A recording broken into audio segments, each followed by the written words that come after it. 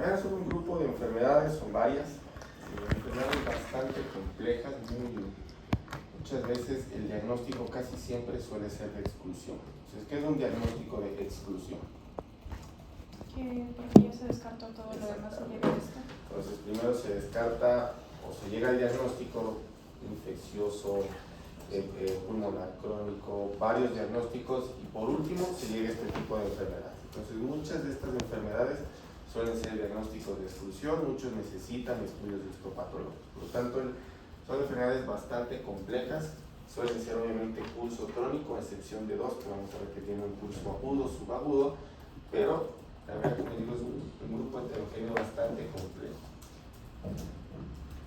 Abarca un grupo de enfermedades que afectan principalmente el intersticio pulmonar. Obviamente son enfermedades del intersticio pulmonar, casi siempre van a estar asociadas a otras enfermedades. ¿Cuáles son estas otras enfermedades? Generalmente enfermedades del tejido conectivo. Estamos hablando de lupus, artritis reumatoide, enfermedad de Sjögren, a veces también enfermedades autoinmunes, Hashimoto, algunos tipos de diabetes tipo 1, en fin, o sea, son un grupo bastante grande que suele tener asociaciones bastante grandes. Y para este estudio, ya desde el punto de vista de imagen, la tomografía es el estudio ideal. Aquí, la verdad que la radiografía, resonancia magnética no tienen cabida. Aquí es puramente tomografía, tanto para el diagnóstico como para el seguimiento de estos pacientes. Entonces, recordemos un poco el intersticio pulmonar. Recuerden que tenemos dos intersticios los más grandes. Recuerden el que está rodeando a la parte vascular y bronquial, que va a ser el intersticio broncovascular, o también intersticio central, que a su vez a nivel distal va a ir dando otro tipo de intersticios, que es el que estamos viendo acá, el intralobar, y también del intersticio centrilobular, ¿okay? Pero es el mismo, recuerden, tenemos un intersticio broncovascular que a nivel distal va a irse un poco dividiendo hacia el intralobular y al centrilobular, pero es el mismo intersticio. Y por último vamos a tener el otro intersticio que va a ser el periférico o el subpleural, que va a ser el que va a estar en relación con la pleura y el que va a formar los septos interlobulares. Entonces son dos grandes intersticios y son a estos dos grandes sitios que se van a ir las enfermedades intersticiales. ¿Okay? Es muy importante que recuerden sobre todo esta distribución, ya que vamos a ver que algunas van a respetar mucho esta distribución, sobre todo las primeras que vamos a ver. Aquí les dejo un poco esta tabla, ya cuando les pasé las diapositivas van a darse cuenta que lo más importante es están categorizadas por tipos y van a depender también mucho de la clínica. Vamos a empezar con este primer grupo, que son las crónicas fibrosantes, que se van a caracterizar por presentar fibrosis. ¿Cómo se ve la fibrosis en tomografía? Como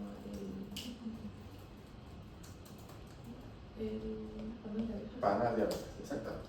¿Qué es lo que vamos a ver en estas enfermedades? Entonces, ¿qué es lo importante? Ver cómo es el gradiente o cómo es la distribución de la fibrosis.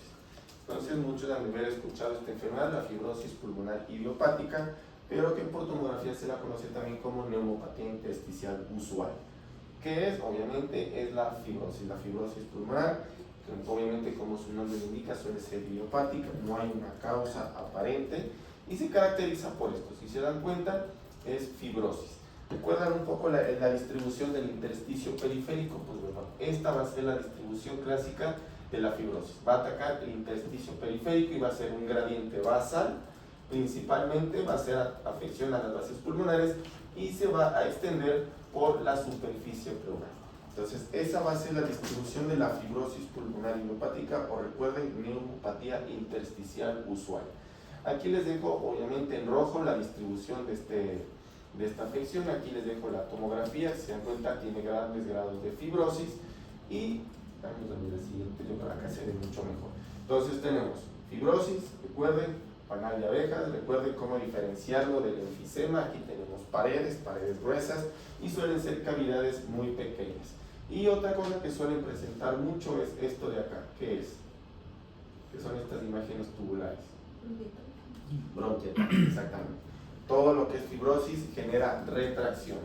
Puede haber retracción en la pleura o también retracción de los bronquios. Y esta retracción bronquial suele generar bronquiectasis. Entonces, muy fácil este patrón, la verdad que es bastante fácil. Recuerden, es fibrosis pulmonar, panal de abejas, vasos pulmonares y hacia la periferia. Y esto va a estar asociado siempre a bronquiectasis. Acá tenemos otro ejemplo mucho más sencillo. Recuerden, fibrosis hacia la periferia y acá muy claro vemos las bronquiectasis. ¿Okay? Esto es fibrosis pulmonar idiopática. ¿Qué pronóstico tienen estos pacientes? Mal. Exactamente. Es un diagnóstico lamentablemente muy catastrófico para los pacientes y generalmente suele ser muy mal. ¿Cuál suele ser el diagnóstico, el tratamiento de estos pacientes? Ya en etapas terminales, si se quiere salvar la vida del paciente. Para un trasplante. ¿Okay? Obviamente hay que pensar siempre lo que conlleva, ¿no? Un trasplante pulmonar, que suelen ser muy, muy complejos. Entonces, ahí viene esta otra enfermedad que también suele asociarse a fibrosis. Y obviamente, ¿por qué les pregunto el pronóstico? Porque tienen que estar seguros del patrón y de las características y de la clínica del paciente para determinar una fibrosis. Porque como saben, el pronóstico suele ser muy mal. Porque cuando tenemos esta otra, que es la neumonía intersticial no específica, también vamos a tener fibrosis.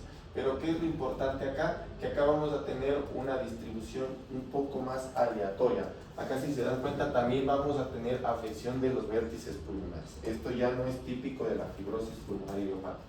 Entonces acá tenemos un poco de fibrosis, o a veces podemos tener fibrosis muy pequeñas como en parches, ¿okay? No afección completa de la base pulmonar, pero sino un poco en parches. Y también esto que está representado acá un poco en gris es vidrio deslustrado.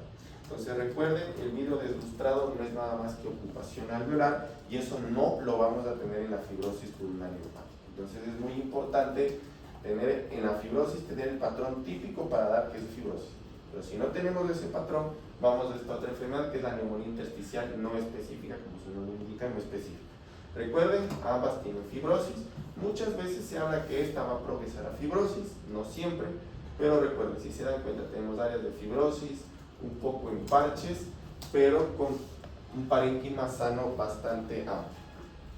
Nuevamente, áreas de fibrosis muy pequeñas, un poco de vidrio deslustrado. Entonces, a fin de cuentas, tener áreas de fibrosis que no cumplen el patrón típico de la fibrosis pulmonar idiopática, la podemos catalogar sin ningún inconveniente como neumonía intersticial no específica. Entonces, fácil. Si tenemos vidrio deslustrado, todavía más. Eso es una neumonía intersticial no específica. Muy bien. Entonces, si se dan cuenta, nuevamente, el ápice o el vértice pulmonar no suele estar afectado en el intersticial usual. Nuevamente, áreas de fibrosis pulmonar. Aquí también suele haber bronquiectasias, no siempre. ¿Qué lóbulo está aquí afectado?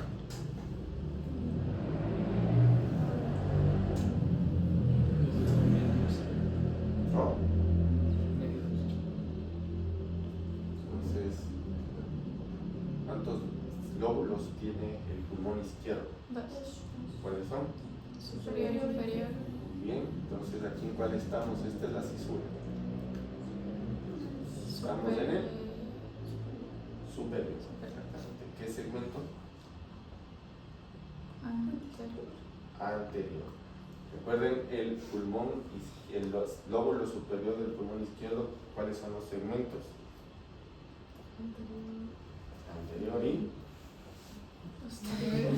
ápico posterior. Exactamente.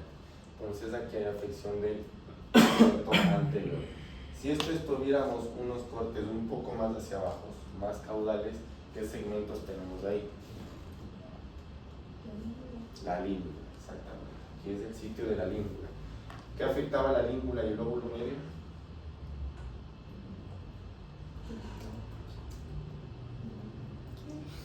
¿En qué enfermedad era casi exclusivo que se afecte el lóbulo medio y la língula? Y que también suele asociarse a bronquiectasias.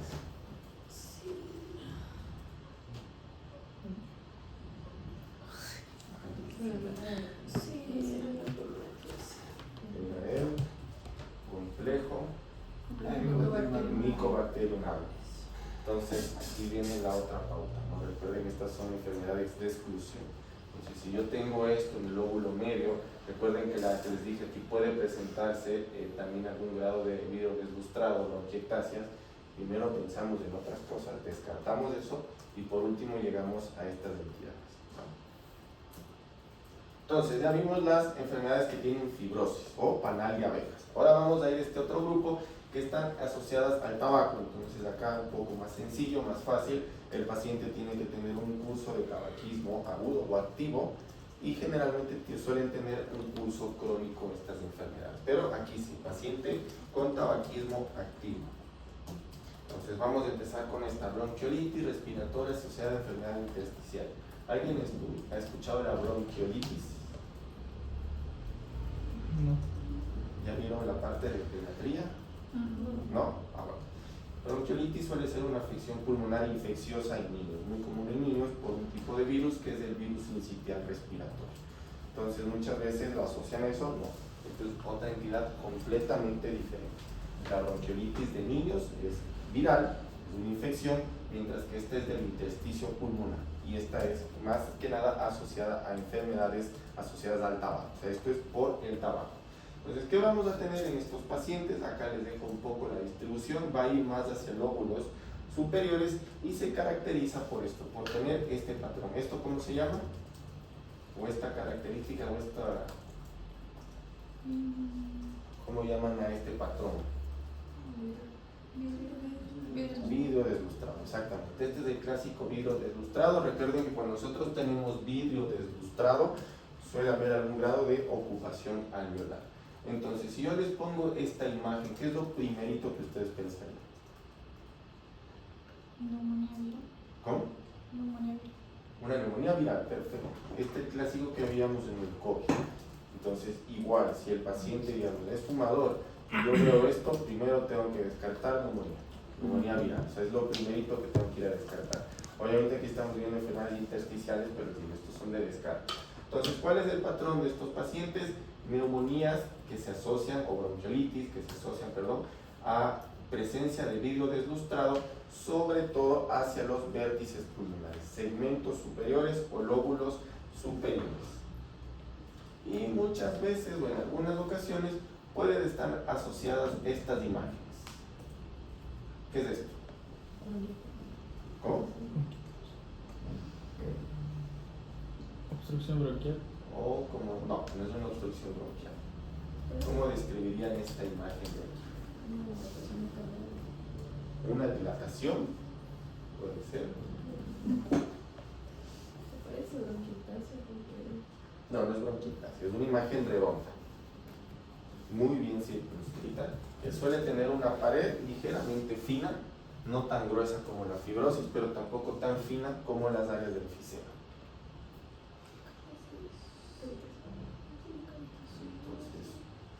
¿Cómo se llama esta cavidad si yo la tuviera en otra parte del cuerpo y tuviera líquido?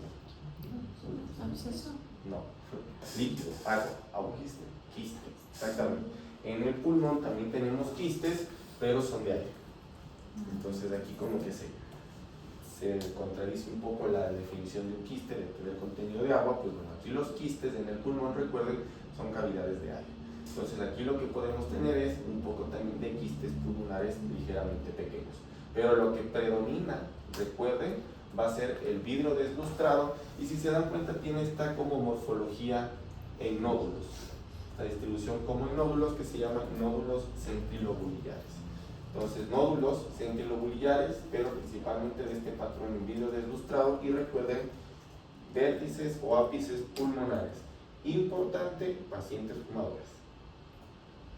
Porque ahí tenemos esta otra que es la neumonía intersticial descamativa, más rara todavía. Generalmente se habla que primero los pacientes debutan con una bronquiolitis intersticial y por último terminan en una neumonía intersticial descamativa. Sumamente rara, esta vez es bastante raro.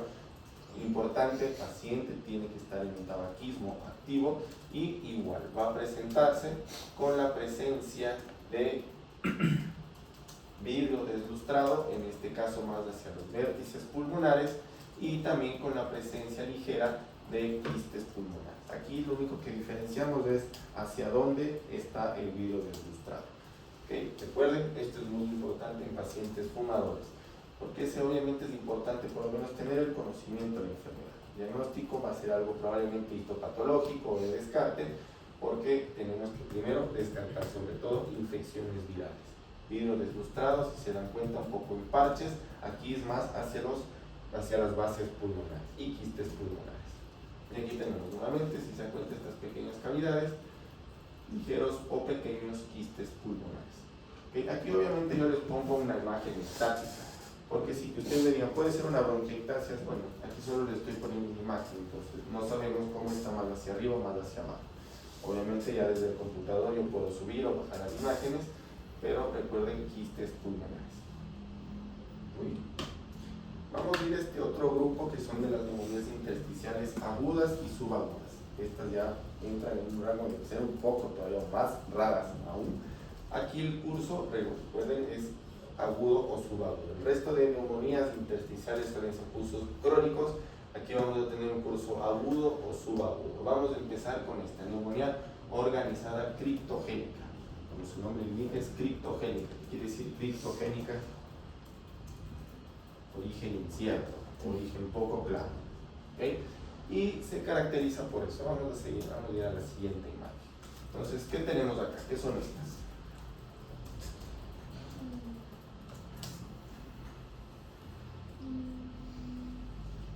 ¿Cómo describirían eso? Vidrio deslustrado no es. Entonces, ¿qué es?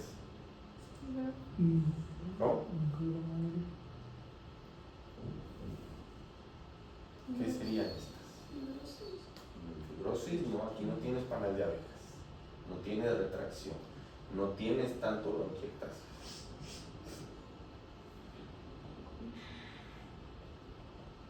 Entonces, generalmente suele estar, primero inicia, ¿no?, como un vidrio deslustrado y después se vuelve muy, muy denso. Estas son consolidaciones. ¿Ok? Entonces, ya cuando tenemos estas áreas completamente hiperdensas, estos ya son consolidaciones. Entonces, si yo les digo que aquí tiene un paciente varias consolidaciones, ¿qué es lo primerito que vamos a pensar? ¿Una? ¿Qué tipo de neumonía? De las neumonías, ¿qué patrón tiene esta? Bronconeumonía, exactamente. Entonces, lo primero que yo pensaría aquí es una bronconeumonía o focos múltiples. ¿Y cuál es el agente etiológico de esto? Estafilococo aureus, exactamente. Obviamente, aquí no estamos ante una neumonía infecciosa. Esto no es una bronconeumonía, esto es una neumonía criptogénica. Entonces, nuevamente, descarte. Muchas veces estas tienen que tomarse biopsia. Se toman biopsia, se llega al diagnóstico y se da el tratamiento, que muchas veces es corticosteroides, y llegan a tener un curso bastante benigno. Suelen tener una resolución bastante buena. Este es el previo y acá tenemos el control posterior al tratamiento. ¿Qué está señalando acá la flecha? Cabeza de flecha.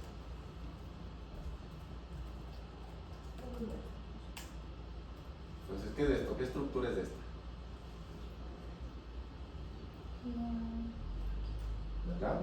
La tráquea, exactamente. ¿Y qué hay en su interior?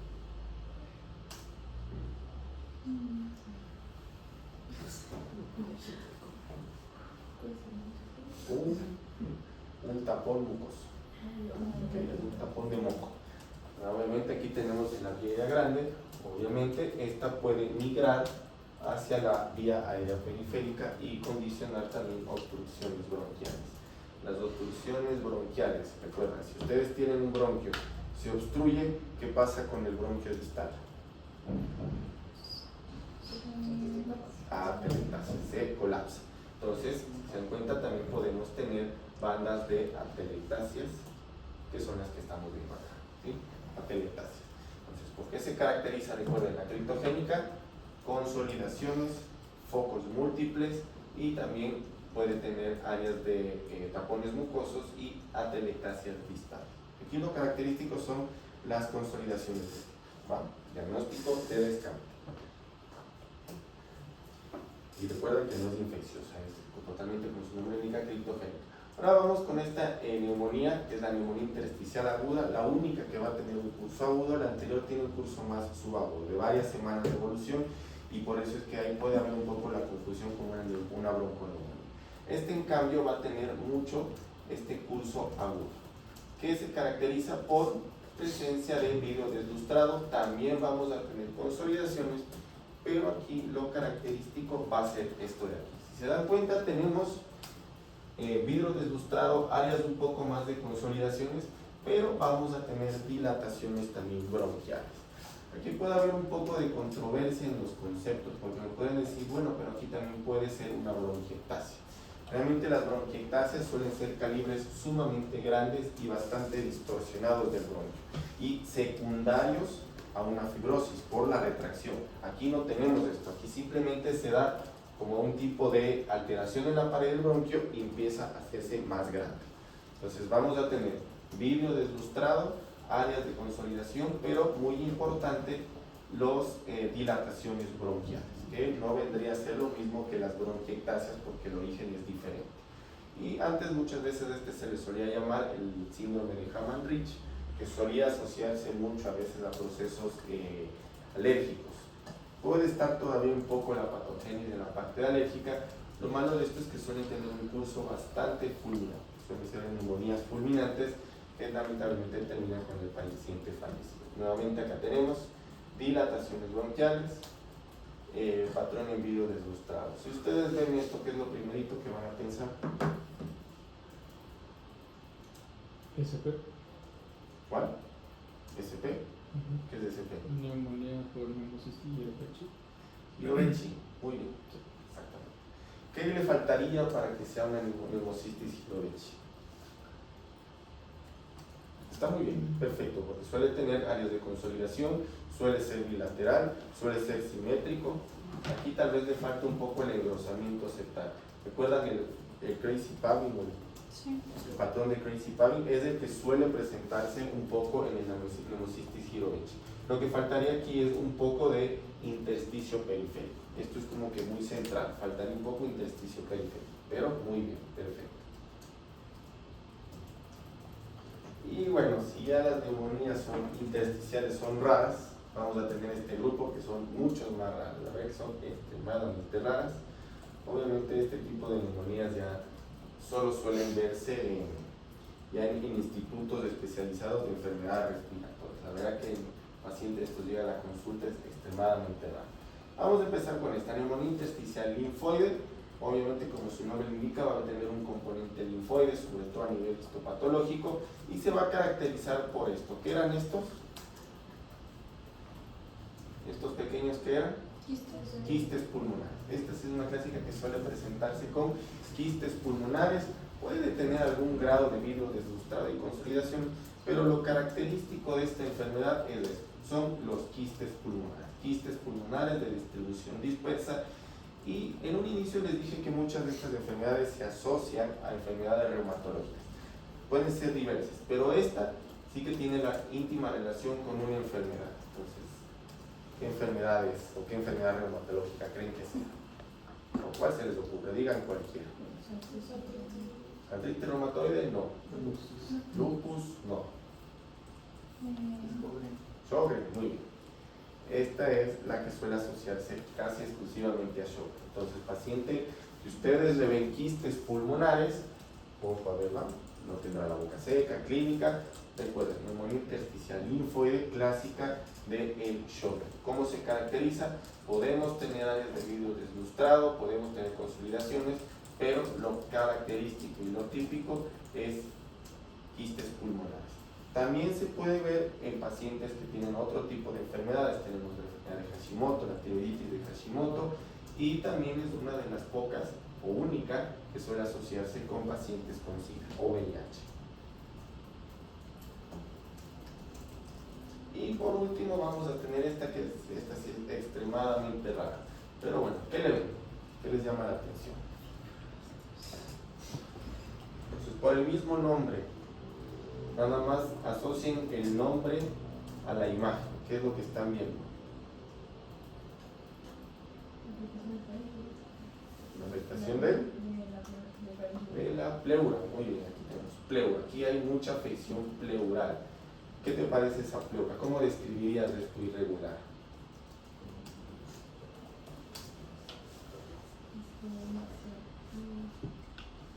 Es fibrosis. Esto es una fibrosis. Si se dan cuenta, hay unas áreas, ¿no? como de panalización. Obviamente aquí este tipo de fibrosis es más como formación de cicatrices, pues se llama fibroelastosis. Es un tipo de cicatriz pulmonar que se va a ir mucho más hacia los vértices pulmonares. Entonces, obviamente si hay fibrosis, tenemos que tener en cuenta cuál es el patrón de las fibrosis que vimos en un inicio. Esto se va más hacia los ápices pulmonares. ¿Qué es lo característico de eso? Que ataca principalmente a la pleura, al intersticio periférico. Entonces, que haya una afección de la pleura en estos pacientes, la pleura se vuelve muy frágil, muy lábil. Entonces, con el mismo proceso de inspiración y expiración, podemos dañar la pleura y condicionar esto, ¿qué es? Neumotórax, exactamente. Probablemente la neumonía intersticial que puede asociarse al neumotórax. ¿Y esto cómo se trata? ¿Cómo se trata una neumotórax? Una aguja. Un neumotórax, atención, tal vez sí. Eso se resuelve solo. Eso puede como a presión. Puedes un poco administrar oxígeno, obviamente aumentar la presión dentro del pulmón. Exactamente, recuerda que esto es presión negativa, por algún grado está entrando presión acá, entonces tú tienes que aumentar la presión dentro del pulmón. Pero si tú tienes una lesión pulmonar, todo el aire que estás mandando acá se te va a ir acá. Entonces, no. Hay que sacar ese aire. Y una forma, en un neumotórax, atención, si se puede hacer una aguja por el evento agudo y obviamente emergencia del paciente. Pero esto nada más con un catéter o con un tubo torácico o una sonda endopleural. Se pone un tubo torácico, sonda endopleural, para drenar este aire. En el contexto de emergencia, sí, muchas veces segundo arco intercostal, línea medioclavicular, una aguja. Y aquí algo importante es también conocer el antecedente del paciente. Estos pacientes generalmente de fibroelastosis pleuroparenquimatosa suelen ser pacientes que han tenido algún antecedente de un trasplante, sobre todo trasplante de médula ósea. Se asocia a algunos trasplantes, pero es trasplante más de médula ósea. Y aún así es raro, es extremadamente raro. No es algo nada frecuente, pero más se ha visto mucho en la asociación de pacientes con trasplante de médula ósea. Muy bien, entonces las conclusiones, recuerden, son un amplio grupo de enfermedades que requieren un abordaje multidisciplinario, varias especialidades, biopsias, controles continuos, diagnósticos de descarte, son enfermedades sumamente complejas. La tomografía es el estudio ideal y es importante un poco recordar el patrón de cada enfermedad. Recuerden lo que presenta cada enfermedad y el patrón que tiene. Entonces hagamos un pequeño repaso de memoria. Entonces tenemos primer grupo, crónicas fibrosantes. ¿Cuáles eran? Fibrosis idiopática. Fibrosis pulmonar idiopática o neumonía intersticial usual, que se caracteriza por Panalización. panalización. ¿Hacia dónde? Bases pulmonares y pleurales. Exactamente. Hagan de cuenta que tiene un patrón ascendente. Empieza en las bases y asciende por la pleura. Muy bien. ¿Y de ahí cuál tenemos? La no específica, neumonía intersticial no específica porque se caracteriza igual, fibrosis, pero generalmente en parches, áreas muy pequeñas y puede estar asociado a vidrio deslustrado. De ahí siguen las asociadas a tabaco. ¿Cuáles eran?